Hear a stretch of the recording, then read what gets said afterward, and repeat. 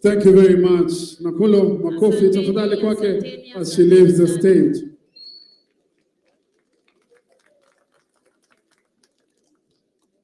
Just so that we're not lost at what's going on, a significant announcement has been made. A resolution has been read from the National Delegates Conference by the Secretary General. Now, it's important to know, what do the people think? And so I want you to turn your attention to the screens, and let's start to hear from the Kenyans.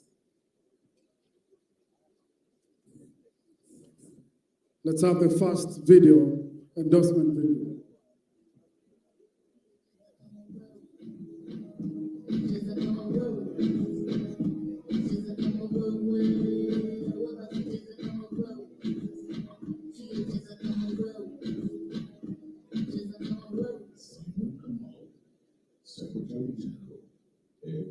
All right, as we're waiting for the first video to be set up, let me ask a lady representative of the women from Tharaka Nithi, Jacinta Kagai, to come and make the first endorsement statement. Jacinta, karibu. Welcome to the microphone. Makofi ya Jacinta. Kina mama bwana, msimangushe. Mama mwenzenyu msimangushe tafadhali. Makofi.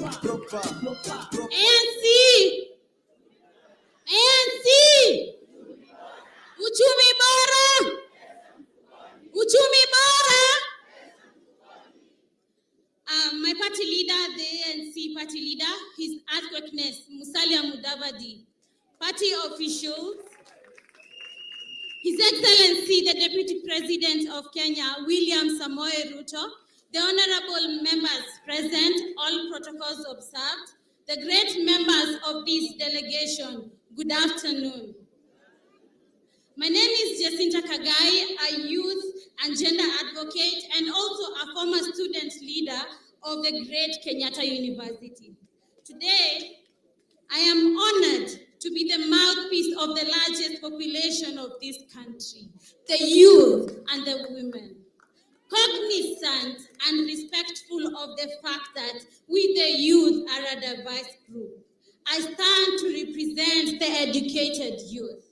A youth whom, despite waking up early to go to work, still cannot afford a decent livelihood. Hana pesa mfukoni. A youth on the streets tonight. A youth in the informal settlements.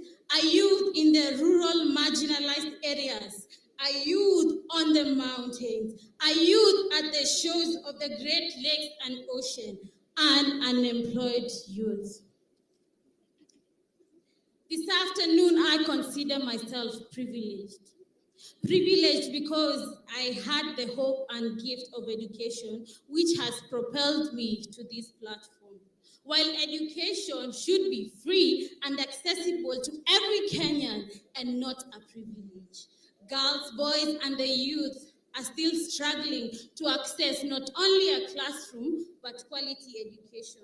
And when they can access this, they have to suffer sexual harassment, gender-based violence in the neighborhoods, unsafe neighborhoods, and safe learning spaces. We, the young people of this nation, are tired. We are tired and angry. We are tired and we want change. However, our hope still remains, driven by the reality that we, the people, are the power.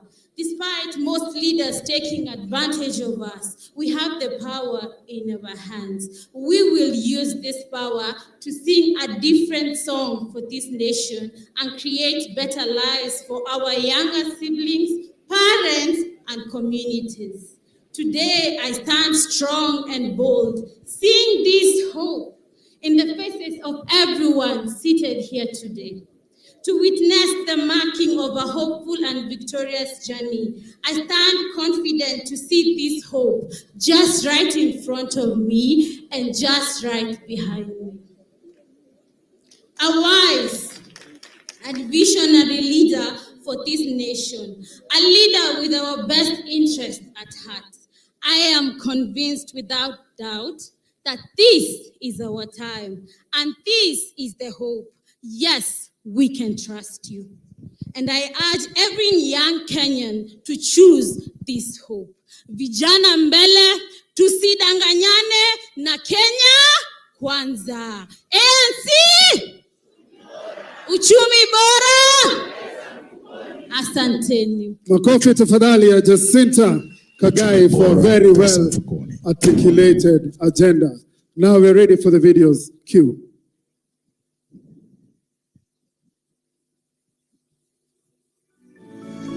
Job ilikuwa poa before COVID, but when ilikam nime struggle sana. Hadi najaribu kuchange hizi business, naona like nika biashara iendi poa, so niende business nyingine, but naona as in kila mtu ana complain. Unaona Mudavadi namjua as in like time anakujanga interviewed kwa TV na naona kuna point sana. Tunamuombea sana a win. Juu naona anaweza inua au wenye biashara ndogo ndogo hivi anaweza wainua. Angalia sana economic ya huku Kenya. Juu like most of the time unaonanga client ataka kutengeneza nywele but unga iko juu, gas iko juu, stima pia ndio stima iko juu. Client unamwambia stima iko juu, anasema mimi niko na 100. Sasa unaona pia sisi tuna challenge sana, tunaumia as sisi wanabiashara.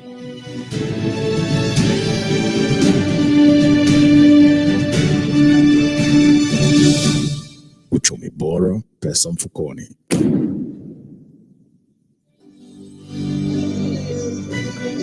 Nafanya kazi ya biashara yangu hapa stage 2. Sasa nimeona nikuje huku 56 nikuje ninunue samaki. Nimeona kama bei ni kali sana. Sasa nimeona tu nikuje ninunue hii mgongo wasi ndio ninaweza kunisukuma kidogo na familia yangu. Mgongo wasi inauzwa cheap kidogo, kama ukiwa na 50 bob ama 30 bob unapata. Lakini ukienda kwa hiyo ya bei kali lazima ukue na 100 ama 150 kiendelea juu.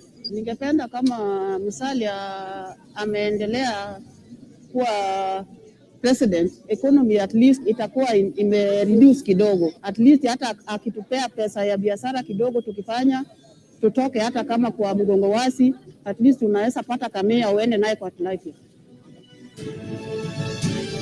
Ladies and gentlemen, representing the youth and the comrades, all the students of Kenya, welcome Mr. Kennedy Ochieng. Makofi tafadhali ya Bwana Sankara. Uchumi bora, pesa mfukoni.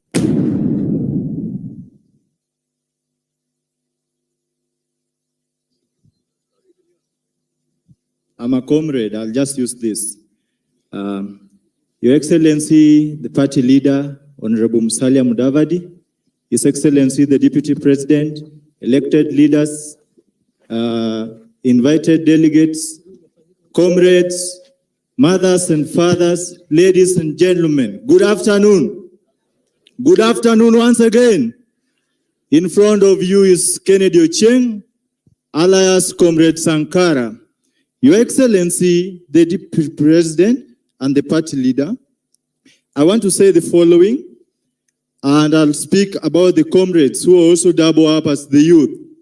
Your Excellency, in our education system, they say destroying a country does not require use of long-range missiles and atomic bombs.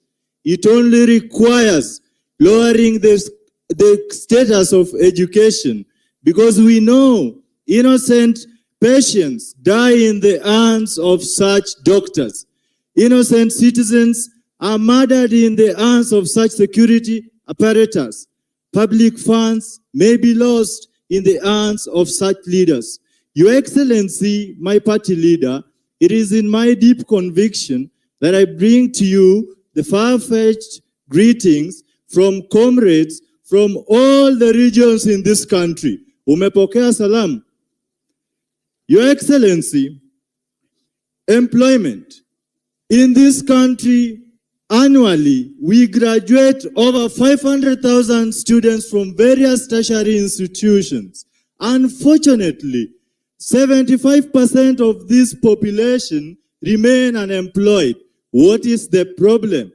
I am deeply convinced that under your leadership, now that I can see, it's actually, you have been convinced Asla to deputize you, to congratulate. Asla sumekubali. Mimi naweza kuwa waziri wa vijana kwa serikali ya Musalia Mudavadi. Sindio? Your Excellency, I want to talk about employment creation. As young people, we only need a youth-branded platform where we are going to speak powerfully, take appropriate action, and convince the aspiration that can positively impact in the future of the young generation. Because you may not make the future for us, but you can make young people for the future generation. Your Excellency, a lot of young people have been shown in the screens committing suicide, resulting from mental and psychological torture. It is because our economy has been dilapidated. Our social morals have been reduced. Our young ladies who go to campus to study, some of them are turned into sexual tools for them to survive. Sini ukweli? We want an economy where young people are going to be respected through empowerment. Comrades, power. Your Excellency, with the continuous degradation of the environment to another pandemic, we believe that when you rise to the presidency, you are going to formulate and strengthen the already existing laws that are going to protect the ecosystem of this country.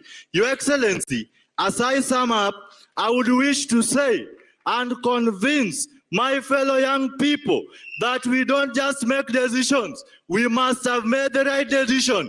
I am a political toddler, but when I first joined politics, you are the first man I met immediately I came from the village. Now, Your Excellency, I will be betraying myself if I fail to follow your footsteps. I endorse you as our presidential candidate. I'm going to mobilize comrades and I'm going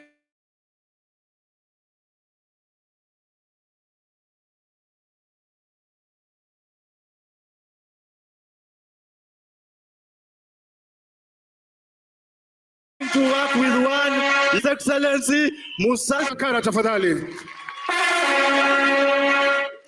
And now it is again my distinguished honor to welcome back the Secretary General of the party ANC. Please welcome with me Mr. Simon Gikuru Kamau. Simon Kamau, Secretary General. This nation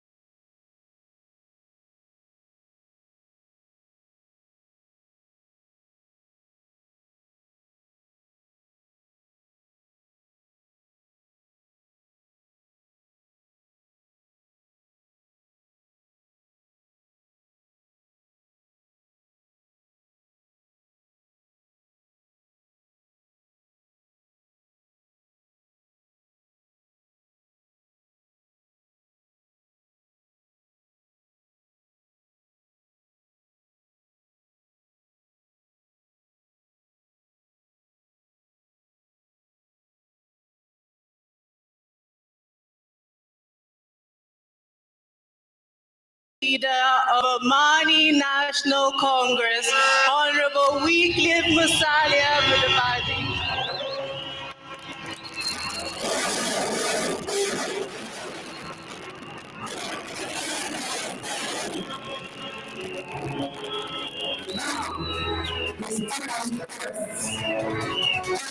Of the ANC, inevitable Kenyans, those who have resiliently waited for a moment of hope. The moment is here. The storm is now. It is my singular, distinguished honor to invite the man you can trust, the next president of the Republic of Kenya, His Excellency William Musalia Mudavadi.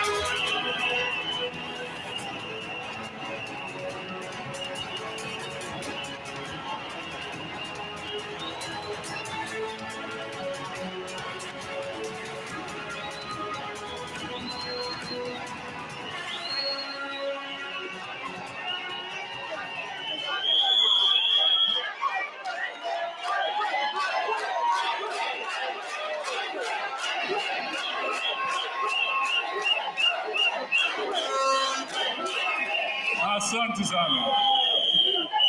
That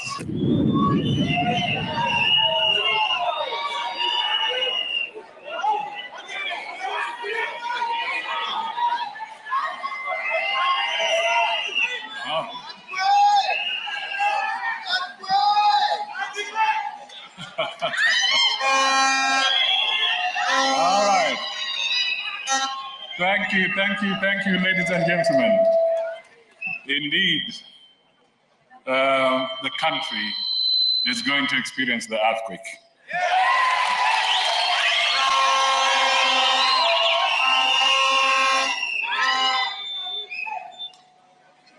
I will be speaking passionately,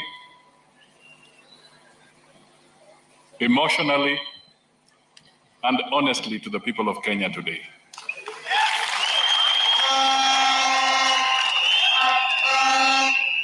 And I will ask you to lend me your ears and your eyes, and where you can, your emotions, because we must speak to Kenyans. Let me start with the salutations. Distinguished guests, starting with the Deputy President of the Republic of Kenya,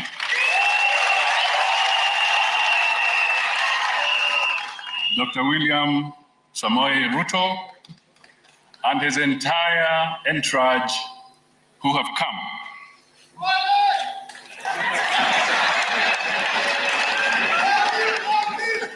That's great. I didn't know Duale was here, but that's good.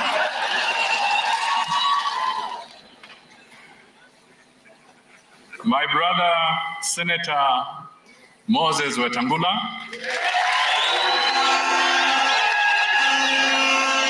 the party leader of Ford Kenya, Simba. My good friend, Governor William Kabogo,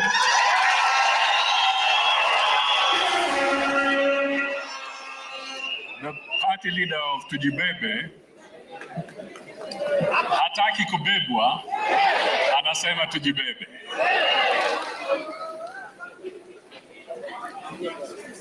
ANC party officials in your varying capacities, the women and youth leagues in particular, the ANC manifesto experts for your excellent work, our development partners, members of the diplomatic corps who have found time to be with us as ANC members, and supporters throughout the country, invited guests, observers, ladies and gentlemen. And in this particular moment, let me also acknowledge the several members of parliament and MCAs who are here, and they shall be recognized as we go on.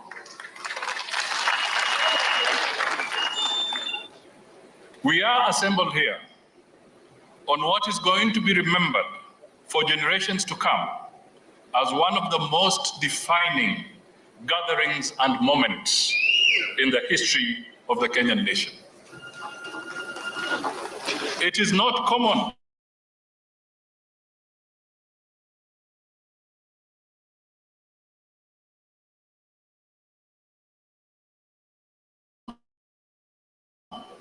do not take place Sundays.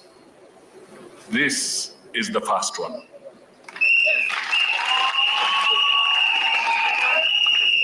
I wish to thank you all for setting aside the time to be part of this parade.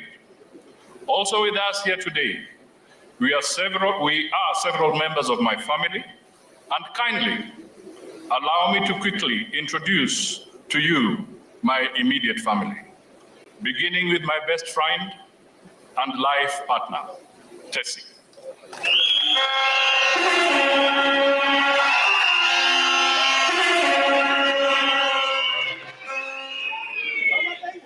Tessie has walked with me steadfastly over the past 32 years. She is a pillar of comfort, strength, and support, and the mother to our 3 children. As I mention their names, please rise. Moses,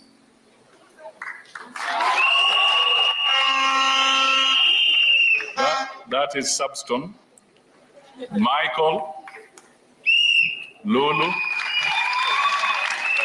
and Marianne Atsanzale, who has spoken first. Allow me to thank them for the support that I continue to enjoy from them and for the vicarious carrying of some of the political burdens that should be reserved for me.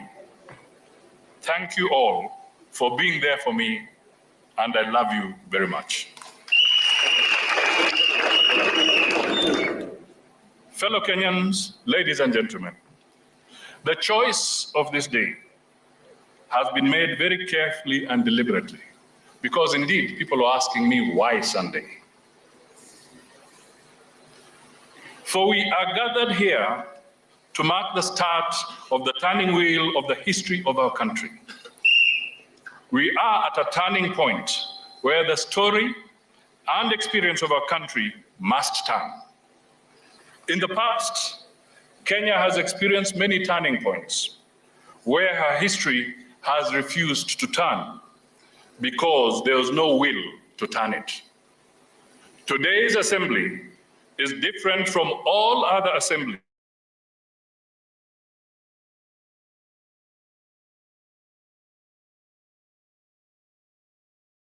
of this kind before. To this is ni kweli tusidanganyane.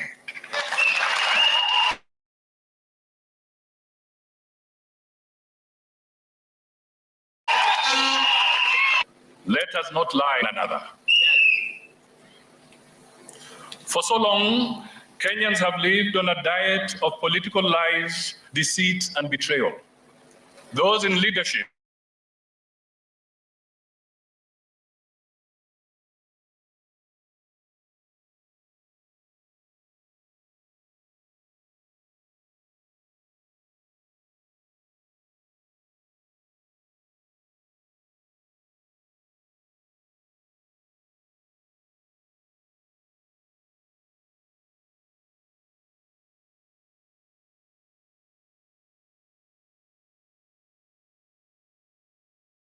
have failed to place any use on the words that leave their lips. Words dissolve into meaningless vapor the very moment they leave our lips. This assembly is intended to mark the start of the end of the culture of leadership, paying lip service to the long-suffering people of this country in the spirit of our mantra, ni kweli tusidanganyane. Accordingly, no day of the week could be more astute for the NDC of ANC, as well as our missionary and visionary agenda for this country and its people. Within Christendom, Sunday is sacrosanct. It is a day to make ablutions and oblations, a time for sacrifice and renewal. We are here, therefore, to renew ourselves, to find fresh energy and fresh commitment to the great sacrifices that lie ahead, to embrace the greater national good and interests. We are here, fellow Kenyans, to define and aim for greater loyalties and bigger dreams for our country. We are here because we have transcended narrow individual agendas. We have begun the journey to end personality cults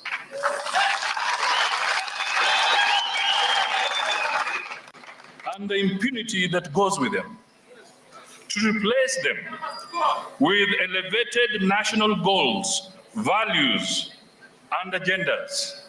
Na huu ni ukweli, tusidanganyane.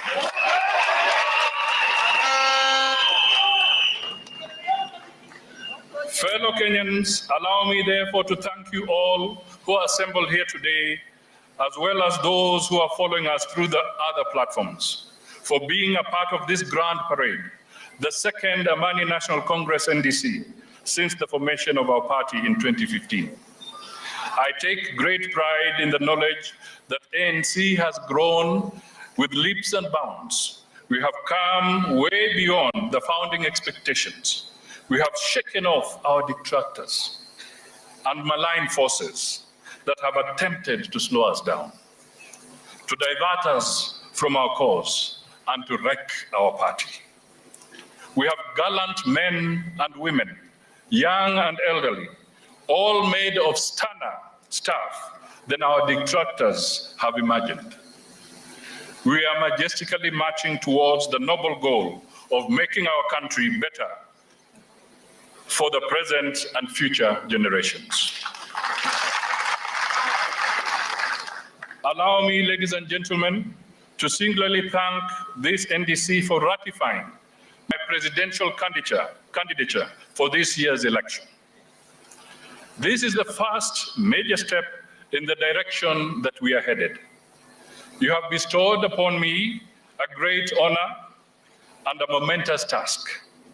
I accept this assignment with a lot of humility and a sense of pride and duty. Whether the road ahead is marred with thorns or stones, heat or thunderstorms, I promise and commit that because of the confidence you have shown in me and because of your commitment to walk with me, we will this time get to the promised land. The land of milk and honey. Wakati huu tusidanganyane.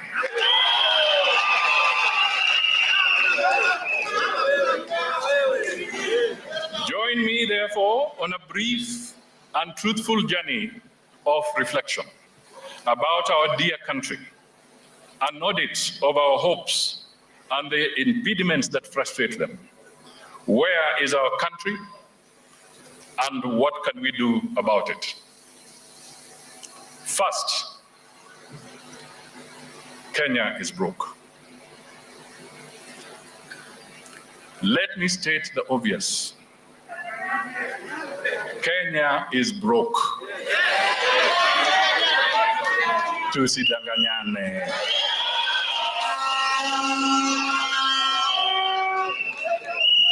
The great American patriot Abraham Lincoln admonished us to always follow the path of the truth.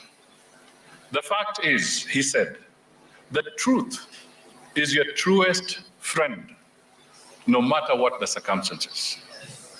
So the truth must be told, no matter how uncomfortable it may be to some. Tusidanganyane. Kenya's public debt is galloping towards the 9 trillion ceiling against a GDP of Kenya shillings 11 trillion. This means that for every 100 shillings of revenue collected, 70 shillings goes towards paying debt. That leaves a paltry 30 shillings for public salaries, health services, education, security, infrastructure, and all those services that fall under devolved government. Yet we are told all the time by faceless people, yani team Danganya Kenya. Team Danganya Kenya. Not to speak about these things to Kenyans. But we must speak about these things. We must tell Kenyans that their country is at risk of being auctioned by international lenders. Critical national assets have been mortgaged. Indeed, the whole country is now on mortgage.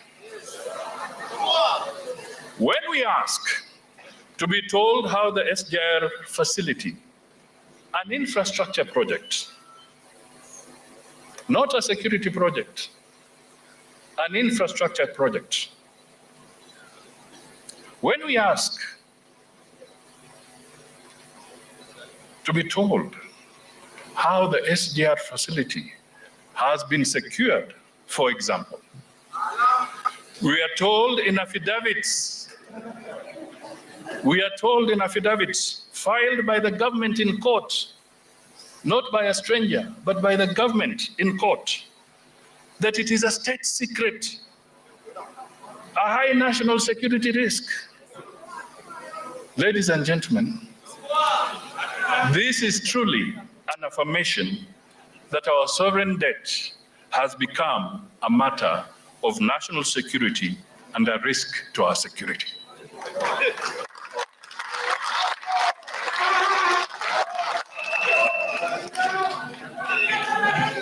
The truth is that Kenya risks losing its sovereignty because of reckless borrowing to fund corruption.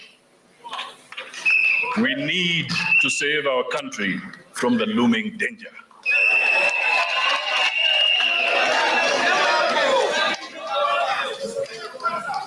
We must tell Kenyans the truth about the so-called public-private partnerships.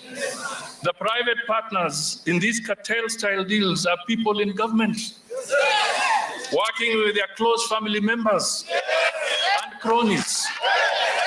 These people are literally eating up the country. They are eating you up. For how long will we allow this to go on? These are the real thieves in the country.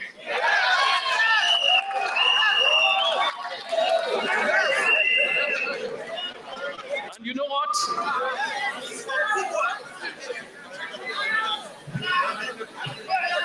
These cartels do not even pay taxes. They are the worst burden that the country has ever had to carry.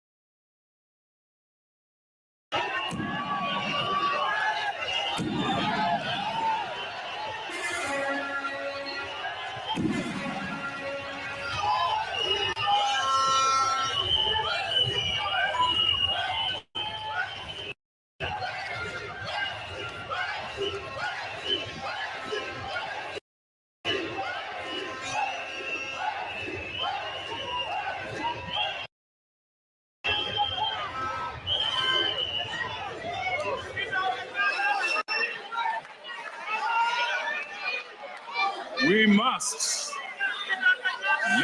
ladies and gentlemen, we must reject their political projects and sinister schemes.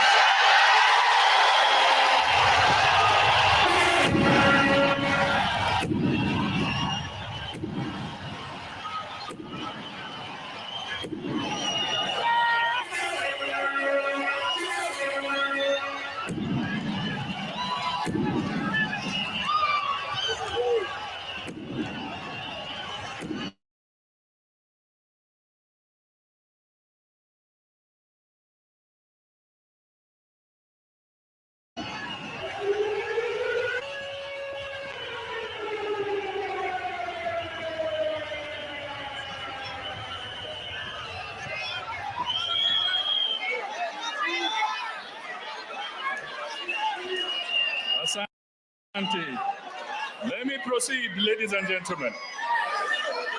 Let me proceed. We must reject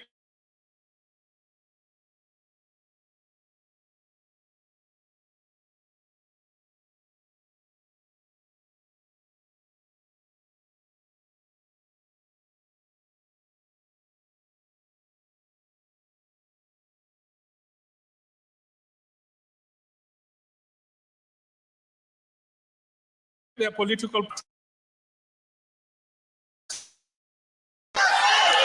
I was never trained to be a liar. I will not begin lying to Kenyans in my ripe age. Like Abraham Lincoln, I solemnly believe the fact is the truth is your truest friend, no matter what the circumstances are.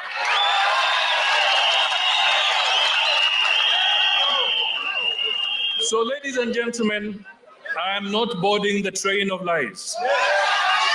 Let me instead tell Kenyans the truth. Reckless and irresponsible loans have sapped financial resources from the productive private sector. Kenya is on the verge of bankruptcy. Our creditors can hardly risk or lend us any more money than they have done.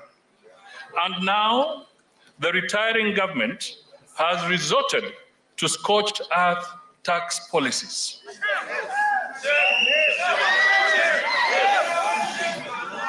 Punitive, heavy taxation is applied to anything and everything, from airtime to fuel, electricity, agriculture, and manufacturing, and the inputs. Shouldn't Kenyans know why it is cheaper to buy imported eggs, imported milk, imported maize, imported sugar, and tomatoes?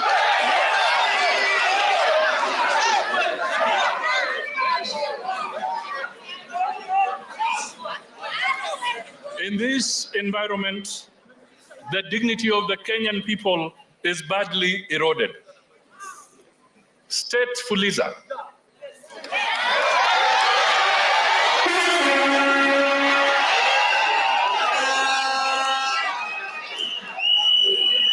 has turned Kenya into a pariah society.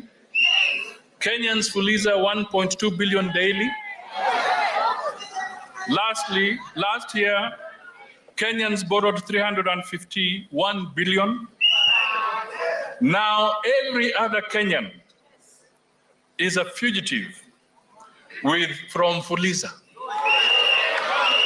with several disguised phones. Ladies and gentlemen, kwa hivyo tusidanganyane.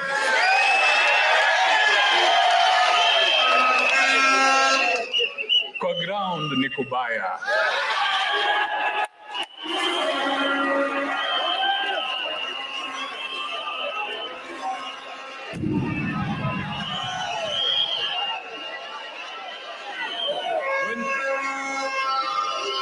When things were this bad in ancient Greece and intolerance was a malignant tumor, Euripides, an Athenian playwright who lived between 480 and 406 BC, had the courage to vow, I would rather die on my feet than live on my knees.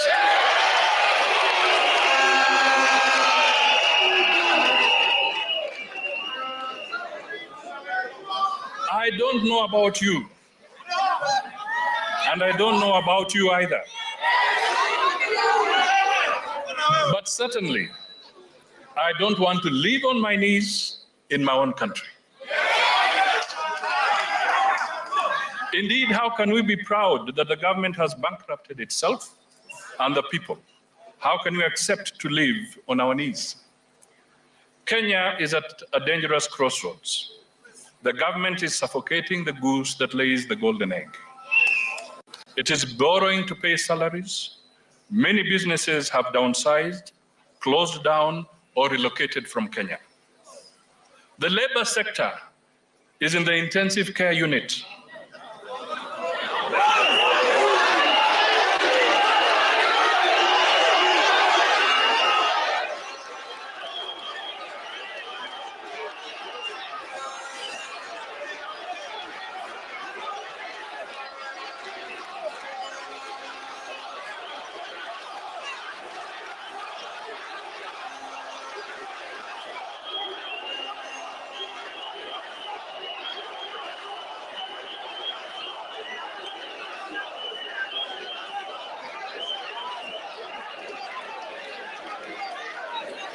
Education is collapsing. The health sector is in the ICU.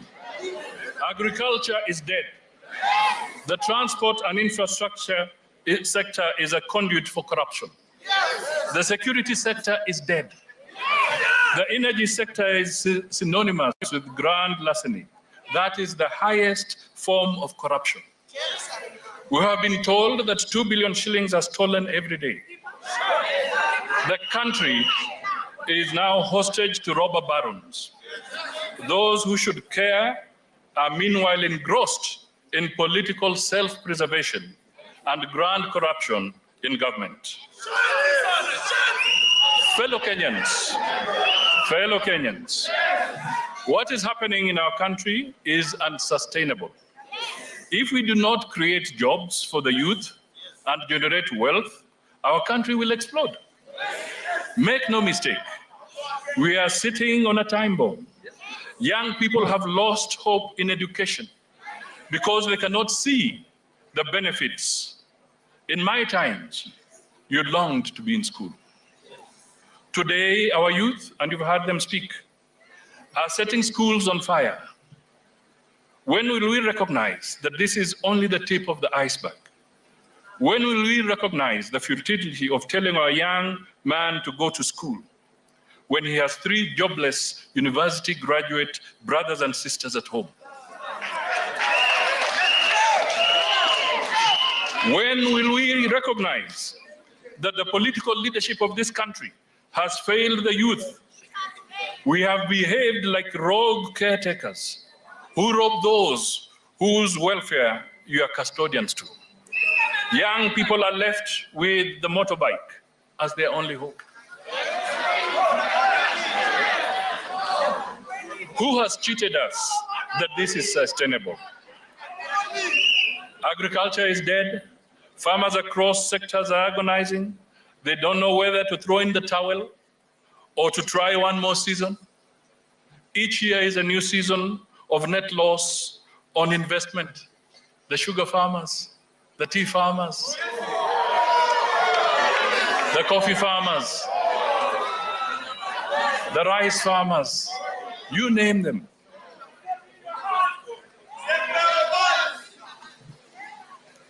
But nobody seems to care.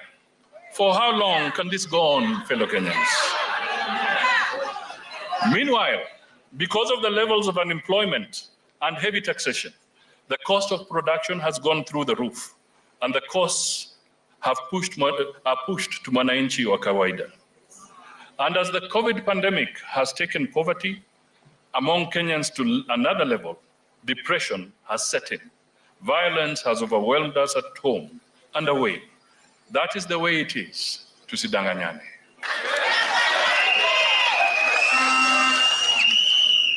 Ndio tusidanganyane. The sanctity of life means nothing in our country. We wake up every day to news of murder, slaughter, and disappearances of persons. Even when several dozen bodies are discovered in gunny bags in a river, it is business as usual. Even when poor Kenyans are buried alive in a mine, we are unmoved. Young people are slaughtered like goats every day. Nobody is moved. What have we become, fellow Kenyans? And where is your government? When all this is happening, where are the handshake partners?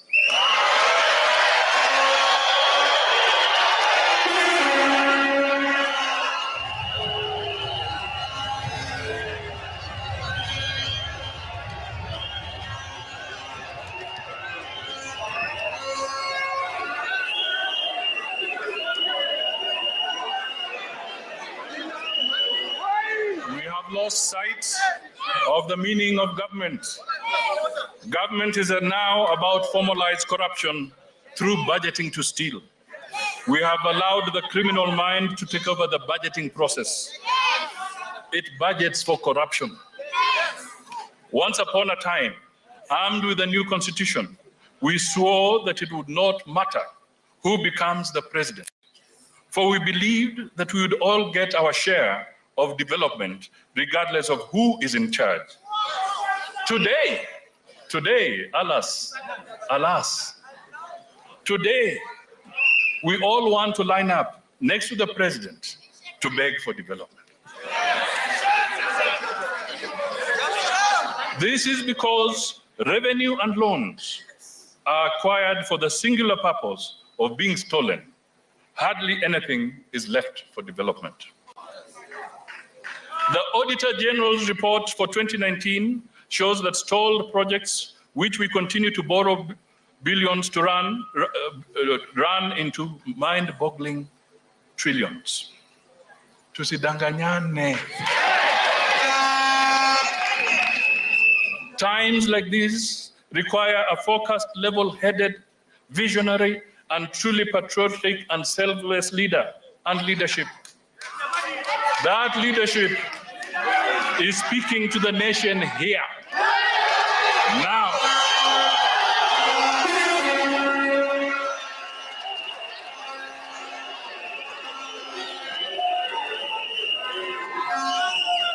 I want to be your next president, and I trust through the will of God of all creation, you will give me the opportunity to get our country out of the morass of decay and place it back on track where it once was. It was indeed Africa's undisputed tiger nation that competed head and shoulder above the rest of the tiger nations in the 1960s. Why do I want to be president? Let us be honest. Wakati wa kudanganyana umekwisha Kenya. Let's not lie to each other that economic recovery is a touch and go affair. Kenyans have the right to ask this question of all those offering themselves to lead. Why are you seeking to be president of a corrupt and broke country? My answer is straightforward. I desire to lead the change back to economic prosperity, to reclaim the soul of our country, to offer trust that I will always tell Kenyans the truth. Do what I say and not promise what I cannot do. I ask Kenyans to trust me, since I come with clean hands, experience, and I acknowledge that there are problems to be dealt with. I ask Kenyans to rally around the ANC's Uchumi Bora Pesa Mfukoni clarity. This is not the usual empty rhetoric Kenyans have gotten used to. Sio kudanganyana. Unlike some eccentric experiments being bandied around, Uchumi Bora Pesa Mfukoni is about creation of wealth and employment. It is not a celebration of poverty. I am indeed glad that our competitors cannot avoid invoking Uchumi Bora Pesa Mfukoni, whether as a slip of the tongue or old age plagiarism.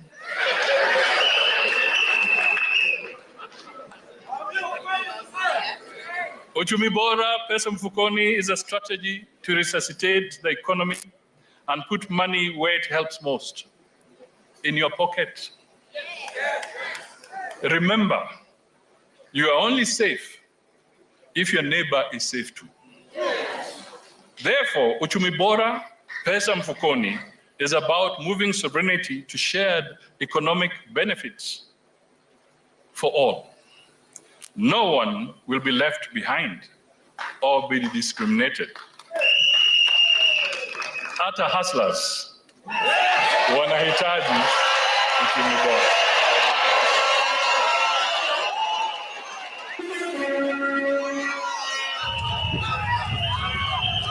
Na pesa mfukoni. Nirudie. Hata hustlers wanahitaji uchumi bora na pesa mfukoni.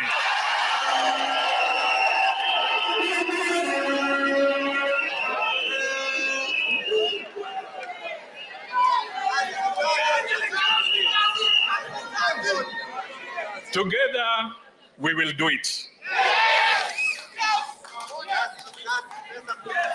Kenyans, let me touch on the issue of quality leadership. Look for quality in leadership and abandon those with the trust deficit and deceit. Trust issues have a very special place in my heart and in my life. A person must be as good as his or her word. If your word cannot be your bond, then you are not good even for the ash pit. Leaders must be the salt of the nation. If they have lost trust or untrustworthy, then they have lost all the flavor of the salt of leadership. As we close into the critical moment when Kenyans must decide, I caution my compatriots, beware those who can never be trusted.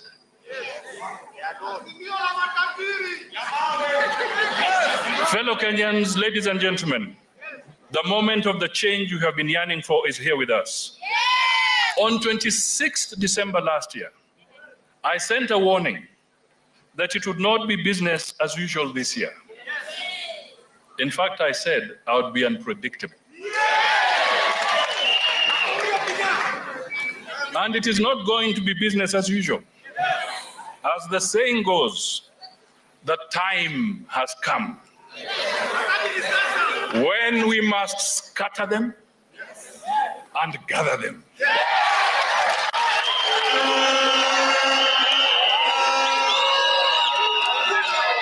Scatter them and gather them.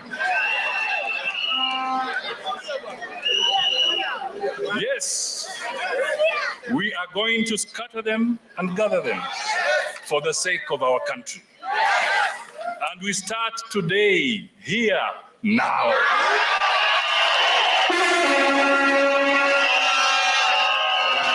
Starting now and in the coming days, ANC will be seeking partnerships on the journey that we are now embarked upon. There is no shortage of friends, of goodwill, and good intent to partner with. For the avoidance of doubt, let me state this in plain words.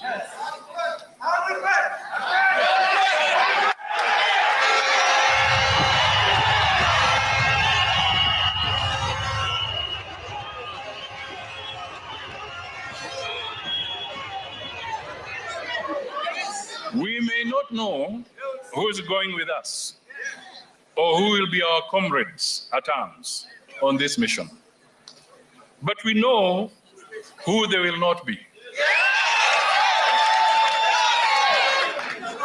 They will not be those who cannot be trusted. Those whom you trust at your own risk.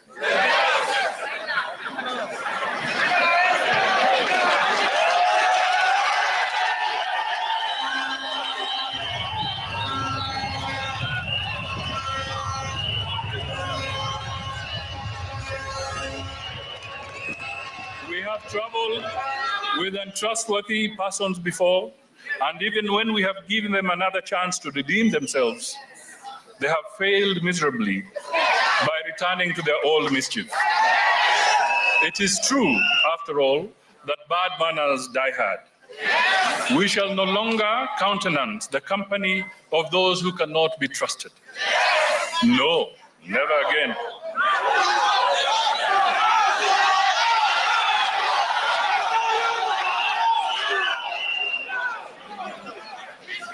For the avoidance of doubt, and now I repeat, for the avoidance of doubt, the ANC stand, which I am privileged to pronounce, is that the spectre called Azimio is not an option when it comes to partnership.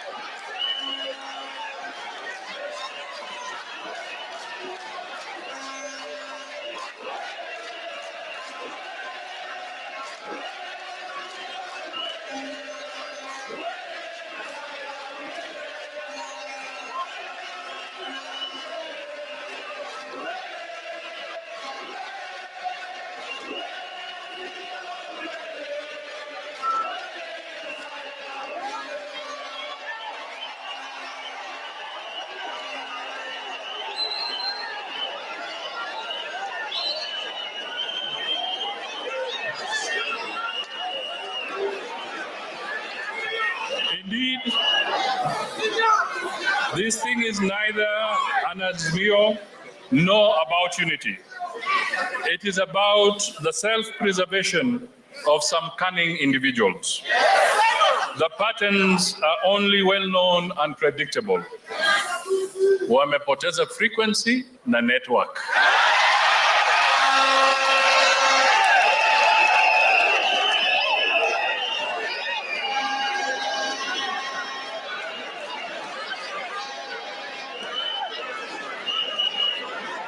We have had enough of these self-preservation schemes to mechoka. Enough is enough. Tusidanganyane. We will not work with you. Meanwhile, I pledge to place my fellow citizens, disposal, I pledge to place at my fellow citizens' disposal my solid, tested and proven ability to restore the Kenyan economy from the doldrums. The present predicaments are not different from the economic meltdown that I successfully handled in the early 1990s as Kenya's finance minister. The country was broke. Kenya was an international pariah. Bilateral and multilateral lenders shunned us because borrowed sovereign money had gone down corrupt throats.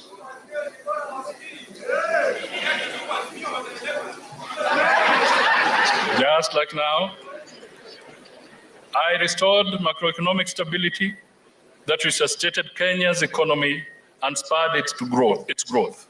I established the Kenya Revenue Authority to protect domestic revenue from being stolen. I made Central Bank of Kenya an independent entity, therefore closing avenues of graft under foreign exchange control regimes. The lenders came back and our economy was soon back on its feet. Today, however, there is an embarrassing national ritual of adjusting the debt ceiling upwards all the time. It is deceit bordering on criminal intent. I'm therefore boldly stepping out of the shadows to caution the government against borrowing expensive, easy to embezzle commercial loans with short repayment periods. This is because I have what it takes to change course. I may not have the fabled Midas touch, but yes, trust me, I can. Once again, the great Abraham Lincoln famously said, by all means, don't say if I can, say I will. I am stepping forward to do what I know must be done to save this country. So I say I will.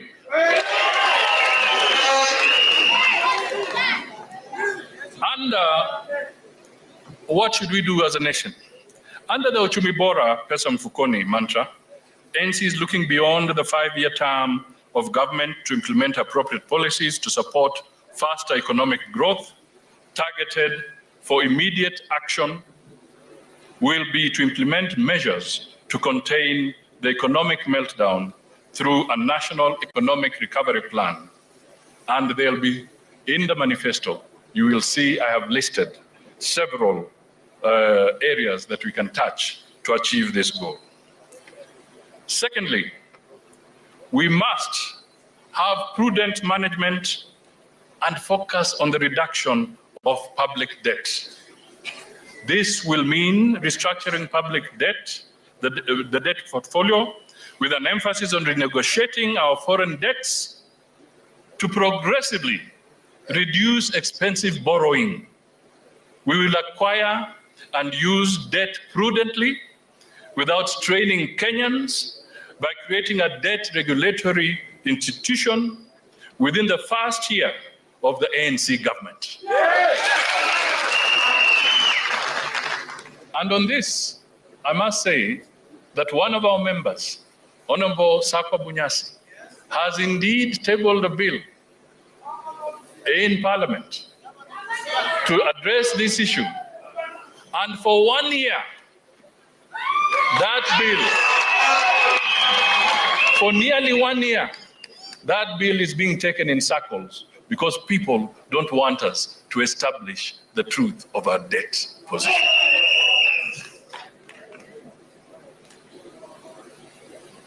We will make sure that we decriminalize taxation and make taxes unavoidable but affordable. Unavoidable but affordable. In support of this, we will strengthen stringent anti-corruption laws, making anti-corruption agencies efficient to stop theft in public procurement and enforce transparency and accountability in government. From henceforth, we want to make sure that the report of the Auditor General will not be the refuge of thieves, but the basis of criminal investigation and prosecution of offenders. We will want a fair tax system that allows everybody to do business and to survive. I don't think there's a Kenyan who wants to avoid tax deliberately. unless it's a criminal. But they do not want punitive taxation. They want a taxation that is fair. We shall deliver. We want agriculture, which contributes 27% to GDP, 75% of our raw materials, 65% of our export earnings, and 60% of the total direct employment, and nearly 47% of our nearly 47% of our population is food insecure. At any one time, 2 to 4 million Kenyans are on food relief. We must reverse this. The NC government will pursue a Kenya Kwanza policy in agriculture and manufacturing. We will boldly put first the interests of the Kenyan farmers and entrepreneurs, and will vigorously subsidize the cost of inputs to make Kenyan products competitive. Ladies and gentlemen, we must make devolution work. The constitutional basis for devolution is the actual transfer or surrender of political and economic power, authority, and resources to counties, and not the current patronizing belief that devolution is delegation of duties to counties by the national government. No wonder some governors are trembling.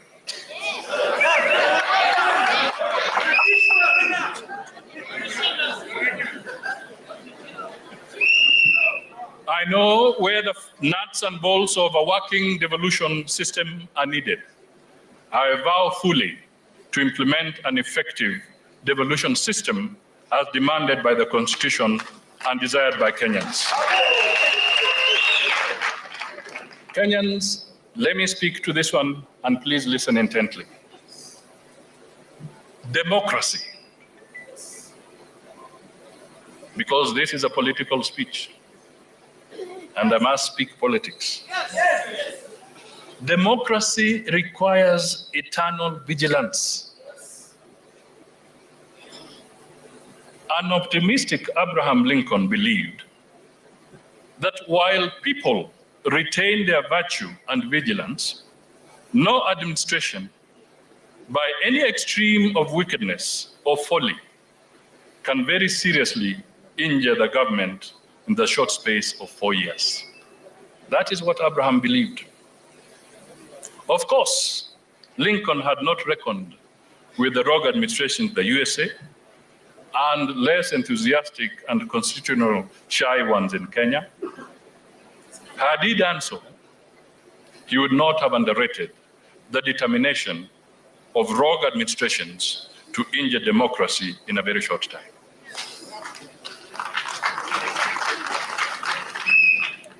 Kenya is a constitutional multi-party state, guaranteeing far-reaching rights and freedoms to all Kenyans. This has been achieved through untiring struggles of tears, blood, and death. It behoves any leader in this country to lead Kenyans in nurturing our nascent democracy. But there is sinister counter-democracy insurgency creeping into our governance system. Anti-people plots are afoot to curtail and defeat not only rights and freedoms, but also electoral democracy. These shenanigans are aimed at subverting fair, free, and verifiable elections by crippling political parties. This is reflected in shameful maneuvers to assault and curtail Kenyans' political rights to associate and freely choose their leaders.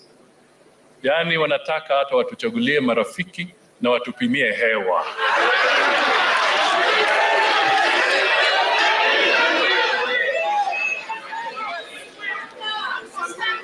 Some shadowy elements are busy attempting to coerce, intimidate, and impose hand-picked leaders.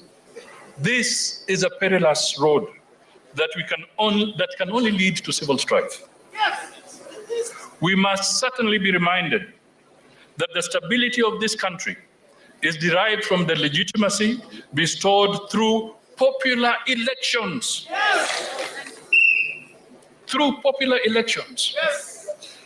In the forthcoming elections, the people of Kenya as a sovereign have the duty, as warned by Lincoln, not to overthrow, and I quote, not to overthrow the Constitution, like some want, but to overthrow the men who pervert the Constitution.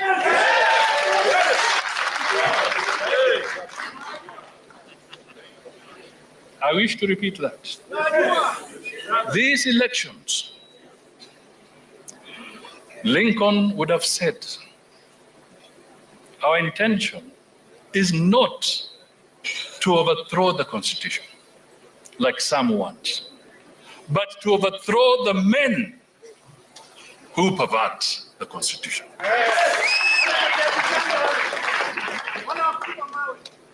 Uongozi bora na uchumi bora, pesa mfukoni, other than tackling corruption in the theft of resources, seeks to also fight political corruption by strengthening and protecting the independence of our institutions of government and of constitutional commissions and offices. We will use this protective shield to shelter and embolden important institutions such as the judiciary and labor movement. It is tragic that the robust labor movement that played a stunning role in securing Kenya's independence has been vandalized and cannibalized by clueless and clownish self-serving leadership.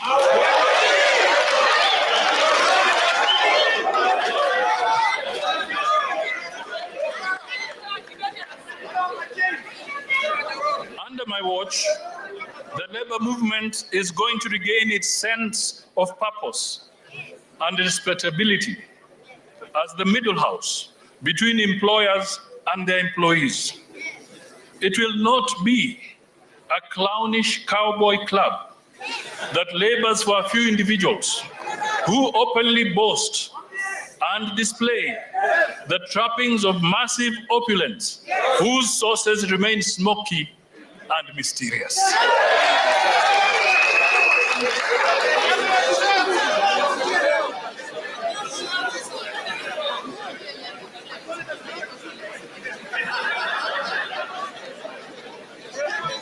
Ladies and gentlemen,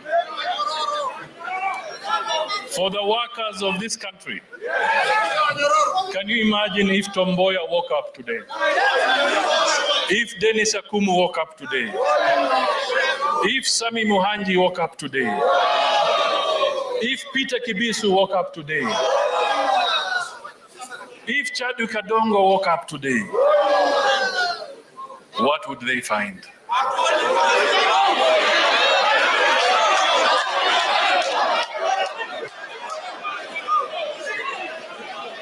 It is worrying how these groups have bastardized state institutions by weaponizing them for selfish ends.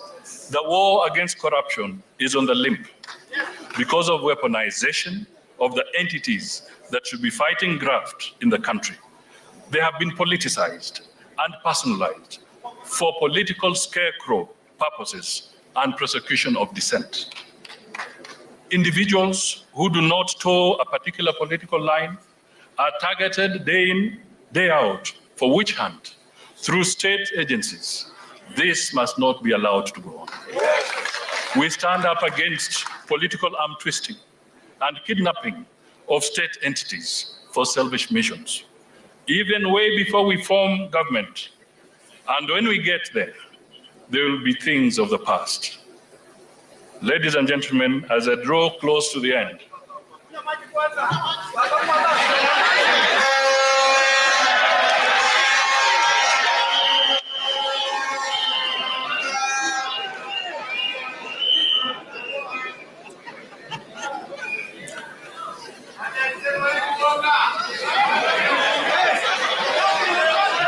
finally, let me say something, because there are groups that are dear to me. special groups. And they are vulnerable. The country's maturity is measured by how it treats its vulnerable populations. The minorities, the youth, women, and people with disabilities. These special people face perennial challenges and risks. These populations have to grapple with social, economic, and political exclusion, in addition to the disadvantages of inadequate skills, unemployment, lack of capital to fund startups, and lack of business support and extension services to cultivate businesses. It is therefore not a choice, but a duty to integrate them in the development agenda of this country. And I wish to assure you that ANC will do that.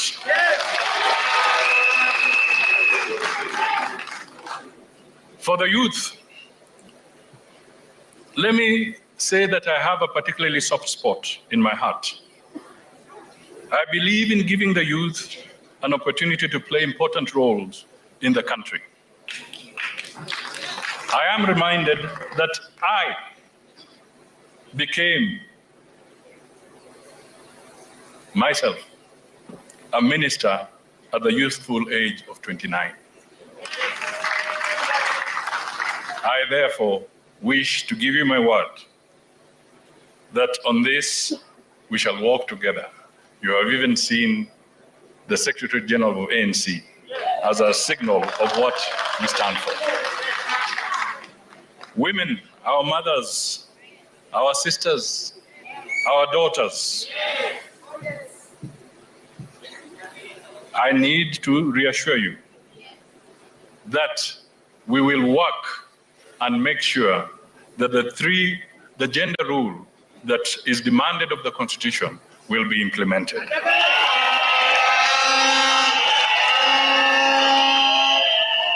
We will assure you that we will genuinely secure your 30% opportunities that you're supposed to have when you're tendering for business. We will implement it appropriately. That is something you can take to the bank.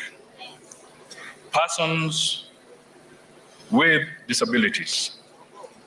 Ladies and gentlemen, there are 3 million people living with disabilities in Kenya. The Constitution recognizes the right of people with disabilities to be treated with dignity and have equal access to social facilities. It also recognizes Braille, sign language, and other accessible formats as official languages in Kenya, and the right to participate in public life as essential to creating an active citizen. The Constitution further requires 5% of all elective and appointive positions in public be taken by people with disability. However, this has not been achieved in spite of the act that was passed in Parliament. It is an assignment ahead of us. Pastoralists and pastoralism. About 80% of Kenya is arid and semi-arid. Pastoralism forms 95% of household incomes. And these communities contribute 13% to GDP. But the great potential in the arsile regions is yet to be fully realized. I want to assure you, as ANC, and as you will see in the manifesto, we want to work hand in hand to tackle this issue so that the untapped potential can be unleashed for our country. Ethnic minorities and marginalized communities. Let me tell you that we have both large, small, powerful, powerless, dominant, and subject, and also rural and urban marginalized groups, diverse. 3 million members of ethnic minorities and marginalized groups are found in 26 counties. They suffer consequences of being few in number and are often despised, ridiculed, barred, ignored, devalued, and are underrepresented and unemployed. Let me make it very clear. As ANC, we want to walk with them.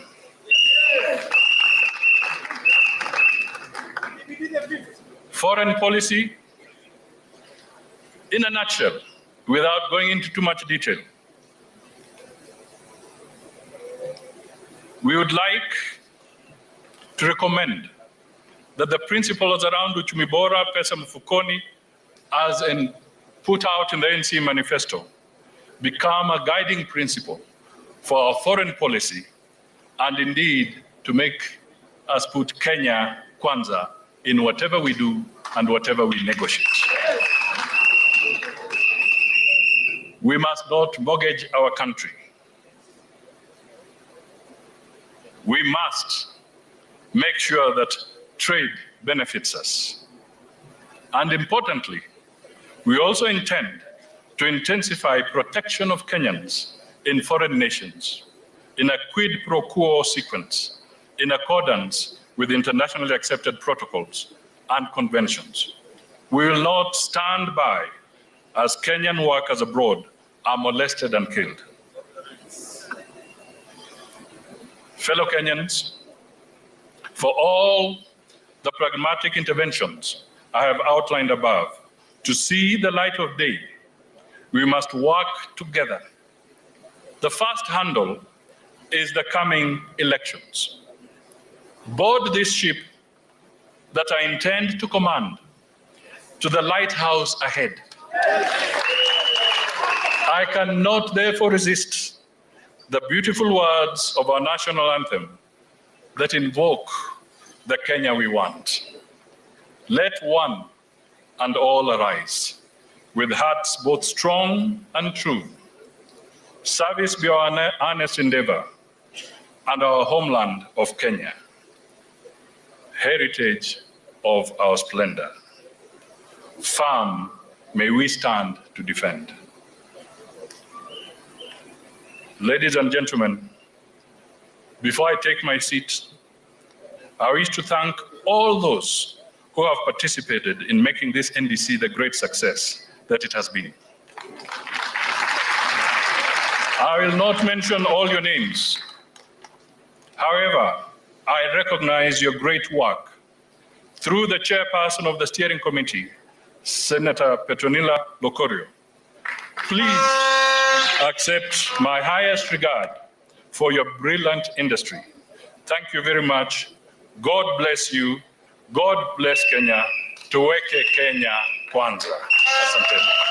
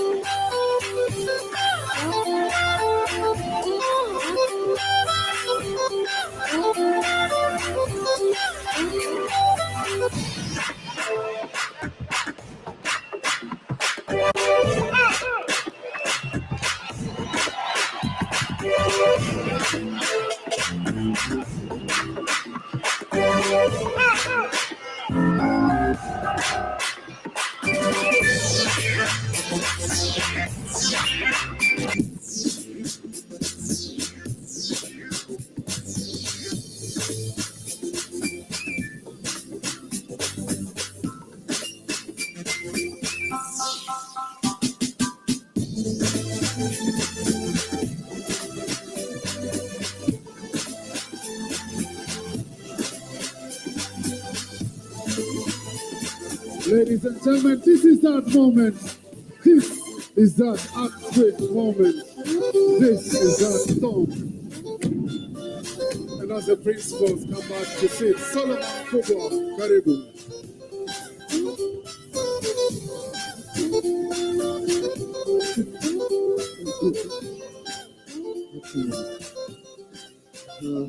DJ, switch to Solomon Kubwa. Okay. Hallelujah. Wapi kelele kwa Yesu. Mupe Yesu shangwe na vigelegele. Hallelujah.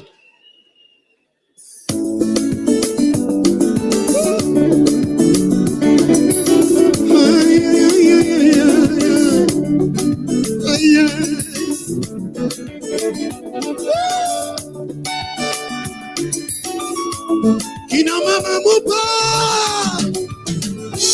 Kabili kasema nilikuwa kijana sasa ni mzee.